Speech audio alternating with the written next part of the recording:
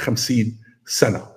إذا ما فرحوش، خداو تصريح، هللوا له، تكلموا عن الوساطة، تكلموا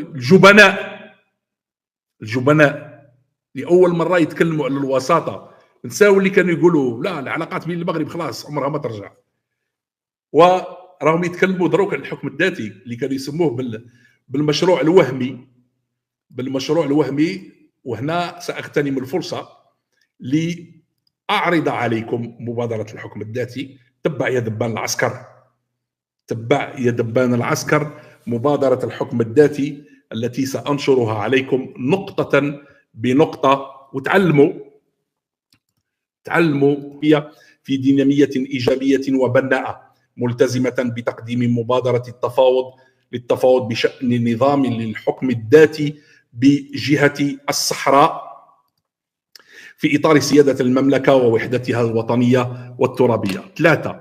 تندرج هذه المبادرة في إطار بناء مجتمع ديمقراطي حدثي يرتكز على مقومات دولة القانون والحريات الفردية والجماعية والتنمية الاقتصادية والاجتماعية، وهي مبادرة واعدة بانبثاق مستقبل أفضل لسكان الجهة، فضلا عن أنه من شأنها أن تضع حدا لمعاناة من فراق والنفي وأن تساعد على تحقيق المصالحة. النقطة الحكم الذاتي للصحراء: رئيس حكومة ينتخبه البرلمان الجهوي وينصبه الملك. رئيس الحكومة هو ممثل الدولة في الجهة. النقطة 21: يتولى رئيس الحكومة جهة الحكم الذاتي للصحراء تشكيل حكومة الجهة ويعين الموظفين الإداريين الضروريين لمزاولة الاختصاصات الموكولة إليه بموجب نظام الحكم الذاتي، ويكون رئيس الحكومة الجهة مسؤولا أمام برلمان الجهة. النقطة 22: يجوز للبرلمان الجهوي أن يحدث محاكم تتولى البت في المنازعات الناشئة عن تطبيق الضوابط التي تضعها الهيئات المختصة لجهة الحكم الذاتي للصحراء، وتصدر هذه المحاكم أحكامها بكامل الاستقلالية وباسم الملك. النقطة 23: تتولى المحكمة العليا الجهوية باعتبارها أعلى هيئة قضائية بجهة الحكم الذاتي للصحراء النظر انتهائيا في تأويل قوانين الجهة دون إخلال باختصاصات المجلس الأعلى والمجلس الدستوري للمملكة. النقطة 24: يجب أن تكون القوانين والمراسيم التنظيمية والأحكام القضائية الصادرة عن هيئات جهة الحكم الذاتي للصحراء مطابقة لنظام الحكم الذاتي في الجهة وكذلك دستور المملكة.